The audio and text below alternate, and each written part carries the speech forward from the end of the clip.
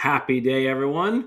Welcome to your tutorial for the startup dashboard tool that we've built for you.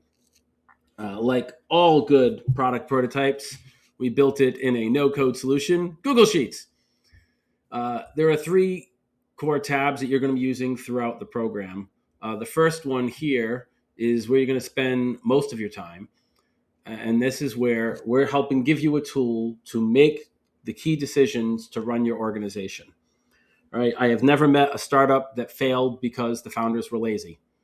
They fail because the founders run out of time because they worked really hard on the wrong things. So a big part of our curriculum is helping you identify what the right things are and staying focused on them. So everything about this sheet is designed to help you do that. And just every time you have a meeting with us or with your board of advisors or whatnot, you can just fill in a new column and plug in the appropriate information. If you mouse over each of these fields, you'll get links to additional resources and tips. We are generally keeping track of, the three most important metrics. You always want to know what your biggest risk is, and then you're setting your goals. And if you have a meeting coming up, it's a good way to keep track of what your meeting agenda is. That's the first tab, pretty simple. Your second tab is the investor scorecard. This has been adapted from a tool developed by Village Capital. And the way you use this is as a way of identifying the strengths and weaknesses of your company. This scorecard was built by one of the top accelerators in the world.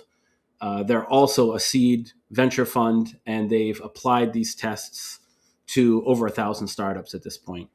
And while there is no one spreadsheet that will be the perfect answer for all companies, I have found that this thing gets you like 80% of the way there. So as you can see, it's got these 8 different categories of your company, and then it's got 9 levels of sophistication for each of those categories, and each box is a specific milestone. You'll notice when you mouse over it, additional details appear to help you get more context about what that milestone is.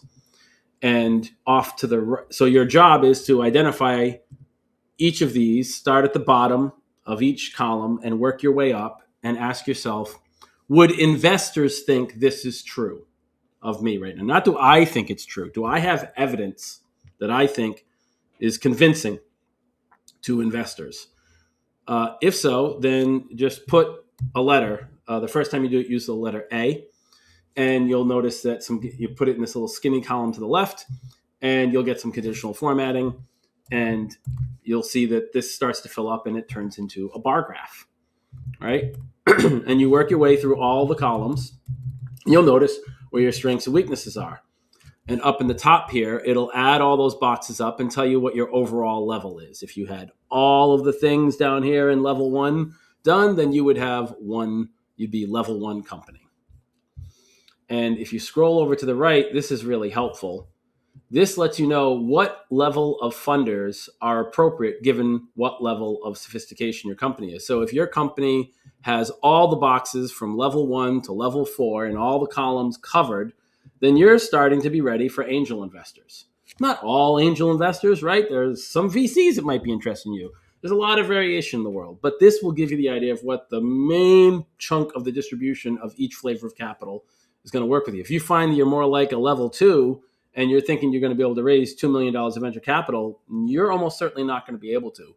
And this shows you specifically what milestones you probably need to accomplish in order to be ready for that level of funding. So we're going to be going through this in detail with you at the accelerator. I just want everyone to do a preliminary fill-in. Again, score yourself harshly. You do not want your score to go down. And then what will happen is every month we will do a new assessment. In your second month, you'll use the letter B, and the third month you'll use the letter C, and you'll see your score go up over time.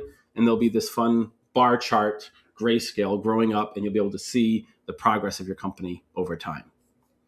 All right, and our last tab is our business model. We use the Innovation Adoption Canvas. You're probably familiar with either the Lean Canvas or the Business Model Canvas. This draws similar inspiration.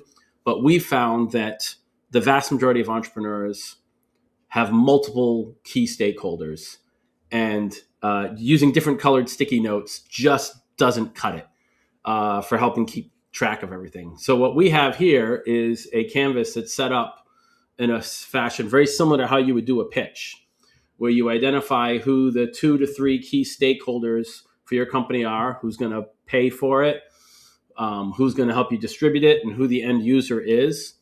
And that's their explanation of them is right here. And then you start figuring out the success metrics for them. You don't have a requirement to fill this in before the first session. But if you are in the midst of customer discovery or trying to achieve product market fit, then I strongly recommend that you do fill this in. So it's optional.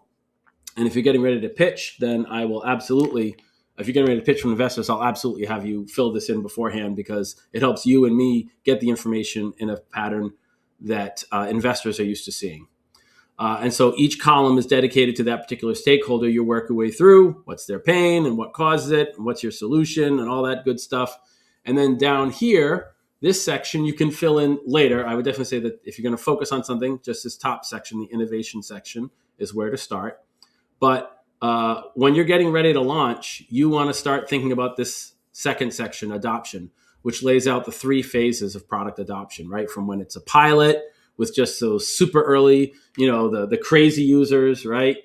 But then you go to early adopters, and then eventually it's going to expand. And the thing is, those are very different users.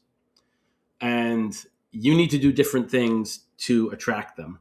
So this just gives you a structure to help remind you, for this group, who are the key people that I need to be involved? What does success look like for them at this stage? What motivates them? And how am I going to recruit them? And just keep answering those questions at all 3 levels. You do that and you'll make sure that you don't accidentally back yourself into a corner where you've made a product that the pilot users love it, but then the product just dies. It doesn't go beyond that because you failed to identify that there was another key stakeholder you needed to make happy, and you need to build that functionality in before you ran out of money.